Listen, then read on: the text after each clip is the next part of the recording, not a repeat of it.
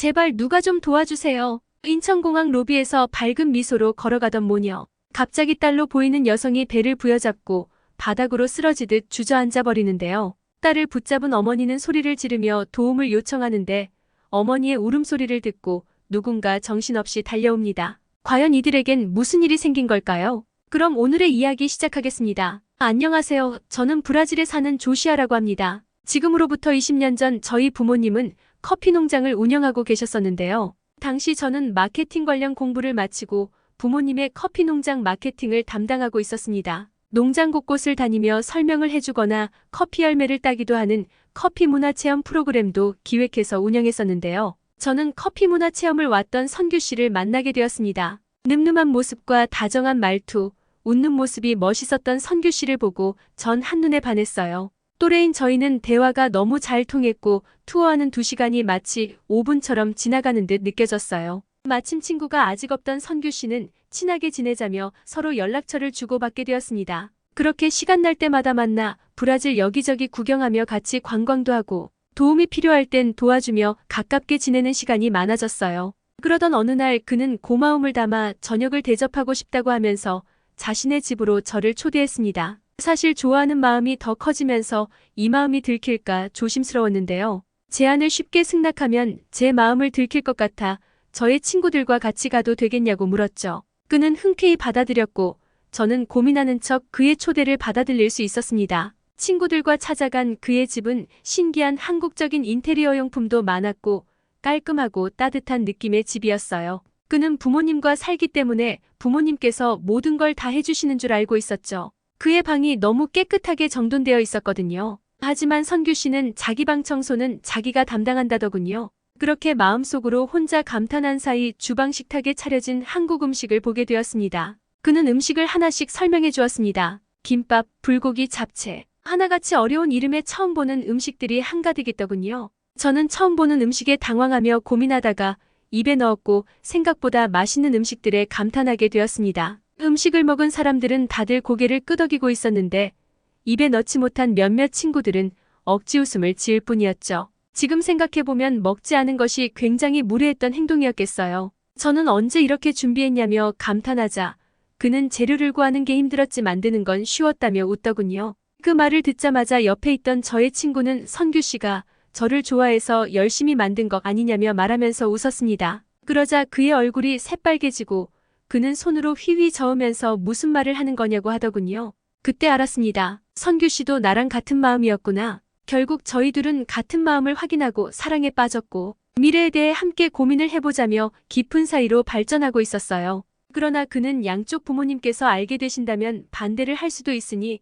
일단 비밀로 만남을 가지자고 했어요. 솔직히 모두에게 알리고 싶었으나 이게 서로를 위해 더 좋을 수도 있겠다는 생각에 알겠다고 했죠. 하지만 우리의 사이를 저희 어머니께 들키고 말았습니다. 저를 농장 앞에 바래다 주고 가는 선규 씨를 발견한 어머니가 저를 추궁하기 시작했던 겁니다. 어머니는 그를 불러내시더니 모진 말로 헤어지라는 말을 하더군요. 그는 저를 위해서는 뭐든지 할 수 있지만 헤어지는 것만은 안 된다고 했습니다. 그러면서 저를 어떻게든 지켜주겠다고 했죠. 감동받은 저를 뒤로 하고 어머니는 단호하게 지금 연애를 하는 것 자체가 저를 지켜주는 행위가 아니라고 하더군요. 그 말을 들은 선규 씨는 복잡한 표정으로 고개를 떨구었습니다. 저는 한국에 가서 살면 문제될 것이 없다며 맞섰지만 어머니의 화를 더 돋을 뿐이었습니다. 그날 이후 그는 생각할 시간이 필요하다며 저에게 연락도 하지 않았고 찾아오지도 않았죠. 저는 그가 없는 하루를 겨우 버텨냈습니다. 그 시간은 점차 길어졌고 어느새 한 달이 되었죠. 그리고 마음이 힘든 만큼 몸이 힘든 거라 생각했던 저는 얼마 지나지 않아 곧 이유를 알게 되었습니다. 제가 몸이 안 좋았던 이유는 그의 아이를 가졌기 때문이라는 걸요. 저는 아이가 생겼다는 사실이 너무 행복했습니다. 그와 함께 할 수 있는 이유가 생겼으니까요. 그만큼 저에게는 그와의 재회가 간절한 일이었습니다. 오직 선규 씨를 생각하며 그의 집을 찾아갔을 때 저는 뜻밖의 말을 전해들었습니다. 그가 한국으로 돌아갔다고 하더군요. 그것도 얼마 전에 말이죠. 저희의 사이를 알게 된 선규 씨의 부모님도 극구 반대하며 급하게 한국행을 선택한 거였습니다. 혼자 남은 저에게 남은 사랑의 흔적이라고는 뱃속의 아이가 전부였습니다. 저는 고민도 하지 않고 아이를 키우기로 결심했습니다. 그렇게 저는 집을 나와 독립해서 딸을 출산했고 딸 릴리가 6살이 될 무렵까지 어머니를 만나지 않았어요. 선규 씨와 헤어지게 된 게 어머님 때문인 것만 같아 웃으며 어머니를 대할 자신이 없었기 때문이죠. 그리고 어머니에게 더 이상 제 인생을 휘둘리고 싶지 않았거든요. 하지만 다른 지역으로 이사까지 한 저를 어머니는 끝까지 찾아내시더군요. 그리고는 릴리를 보자마자 한숨을 내쉬더니 제가 없던 어느 날의 진실을 알려주셨어요. 제가 외출했던 어느 날 선규 씨가 농장을 찾아왔었다고 합니다. 몰래 저에게 편지를 두고 가려던 선규 씨는 어머니에게 들켰다더군요. 어머니는 그가 하려는 그 어떤 말도 듣지 않고 편지를 뺏으며 2번 다시 찾아오지 않는다는 조건으로 전달해주겠다고 했다고 합니다. 하지만 그 편지는 저에게 전달되지 않은 채 몇 년이 지나버린 거였죠. 이미 지난 일이라서 잊었을 거라 생각했다면서 마지막 호의라며 제게 그 편지를 건네줬습니다. 그러면서 어머니는 릴리를 키워줄 테니 지금이라도 모든 것을 잊고 새로운 출발을 하라고 하시더군요. 저는 크게 화를 내며 어머니의 제안을 거부하고 어머니에게 나가라고 할 뿐이었죠. 어머니가 가시고 난 후 저는 건네받은 편지를 읽어보았습니다. 그 편지에는 저를 너무 사랑하지만 자신과의 만남으로 부모님과 사이가 멀어질까 두려웠다는 말이 있더군요. 이래서 비밀 연애를 하자고 했던 모양이었습니다. 가장 마지막에는 가족과의 사이가 멀어져도 견딜 수 있다면 함께 한국으로 가서 자신과 결혼해 살지 않겠냐는 내용이 있었습니다. 저는 편지를 끌어안고 울 수밖에 없었어요. 그가 저를 만나지 않았던 건 저와 헤어지려는 것이 아니라는 걸 알게 된 순간이었으니까요. 하지만 그 모든 것은 이미 지나간 일이 되어버렸고 저는 릴리를 키우는 것에만 집중했습니다. 커갈수록 릴리는 선규 씨를 닮아갔습니다. 외모뿐만 아니라 똑똑한 것까지 그를 닮았죠. 그런 릴리가 하고 싶은 공부를 마음껏 할 수 있도록 저 또한 새로운 직장을 구해 일에 몰두하며 열정을 다했더니 어느새 높은 직책을 맡아 인정받고 있었습니다. 릴리도 저의 마음을 알아준 것인지 공부를 열심히 하더니 자신이 목표하던 대학교에 들어가게 되었고요. 첫사랑이었던 선규 씨와 이 모든 행복을 함께했다면 더 좋았을 텐데 한 번씩 울컥하며 씁쓸하기도 했고 커갈수록 선규 씨와 많이 닮아가는 릴리의 얼굴을 보며 그립기도 하더라고요. 그러던 어느 날 릴리는 조심스럽게 한국에 가고 싶다는 말을 하더군요.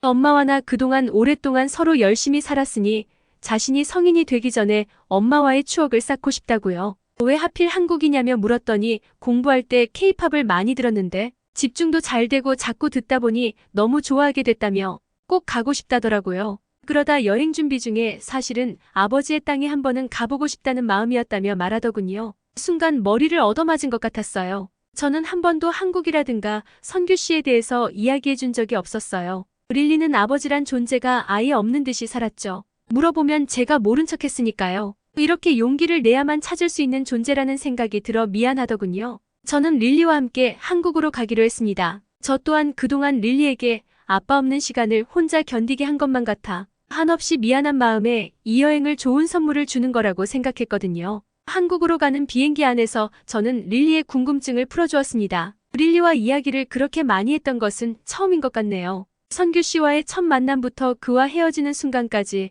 저는 어제 일처럼 생생하게 기억하고 있었습니다. 릴리는 그 모든 것을 어린 시절 동화를 듣는 듯이 집중해서 듣더군요. 모든 것들이 꿈 같은 시간이었죠. 긴 시간을 걸려 한국에 도착한 릴리와 저는 한국의 모습에 놀라게 되었습니다. 공항의 모습은 제가 상상했던 것 이상으로 좋아 보였거든요. 공항 로비에서 저희가 동시에 환호성을 지르던 순간 릴리가 갑자기 복통을 호소하며 바닥에 쓰러져 주저앉아 버렸습니다. 너무 순식간에 한 번도 이런 적 없던 아이가 갑자기 쓰러지니 저는 엄청난 공포감을 느꼈어요. 아는 사람 하나 없는 머나먼 타국에서 이런 일이 생기다니 어떻게 해야 할지 몰라 눈물을 흘리며 릴리를 끌어안고 주위에 도움을 청하자 사람들이 모이기 시작했습니다. 그리고 사람들 사이로 누군가가 저희에게 오더니 괜찮냐고 묻더군요. 저는 제발 제 딸 좀 살려달라고 빌었습니다. 빌고 또 빌 뿐이었죠. 아무것도 할 수가 없었어요. 그의 도움으로 공항의료센터에 도착하고 릴리가 응급처치를 받는 걸 보고 난 후에야 저는 정신을 차릴 수 있었습니다. 그리고 남성에게 감사 인사를 올리려는 그 순간 그가 누군지 눈에 들어오더군요. 제 입에서는 이미 그 이름이 흘러나오고 있었죠. 선규 씨. 그는 고개를 끄덕이며 조용히 미소를 짓고 있었습니다. 마치 처음부터 함께 여행을 했던 것 같은 착각마저 들더군요. 공항에서부터 지금까지 도와줬는데 어떻게 몰라볼 수 있지? 그런데 그는 전혀 늙지 않았더군요. 저는 많은 것을 쏟아내고 싶었지만 아무 말도 하지 못했습니다. 어떻게 이런 우연이 생길 수 있나라는 생각이 들고 이 상황이 너무 충격적이었어요. 그저 눈물만 흘릴 뿐이었습니다. 나중에 이야기를 통해 알게 된 것이지만 그는 모든 것을 잊고 싶어 한국에 오자마자 공부만 했다고 합니다. 그리고 브라질에 있을 때 마셨던 커피 맛을 잊지 못해 커피 생두를 수입해서 판매하는 회사를 차렸다고 하더라고요. 커피 생두 수입처를 물색하러 외국으로 출장 가던 길이었는데 소란스런 소리에 뒤돌아봤고 사람이 쓰러진 것을 목격한 것이죠.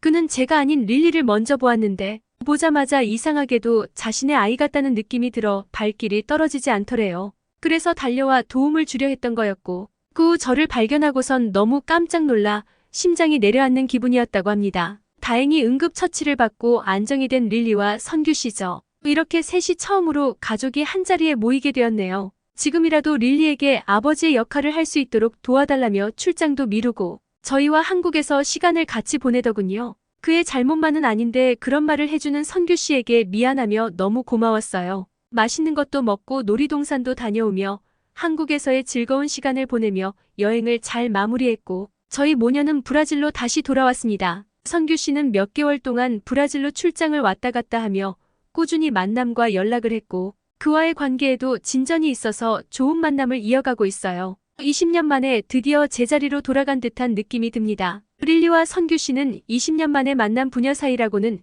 믿을 수 없을 만큼 잘 지내고 있어요. 릴리의 권유로 시작한 한국 여행이 선규 씨를 다시 만날 수 있는 계기가 되어주었네요. 인생은 어떻게 될지 모른다더니 이런 일도 다 생기네요. 모든 것이 감사할 따름입니다. 지금의 이 순간이 있기까지 많은 시간이 걸렸지만 이번에야말로 이 행복을 놓치지 않으려고 합니다. 여러분은 오늘의 이야기를 어떻게 보셨나요? 감동화장창이 전달해드리는 사연이 시청자분들의 하루에도 작은 힘이 될 수 있었으면 좋겠습니다. 구독과 좋아요, 알림 설정은 영상 제작에 큰 힘이 됩니다. 항상 행복하고 즐거운 하루 되세요. 감사합니다.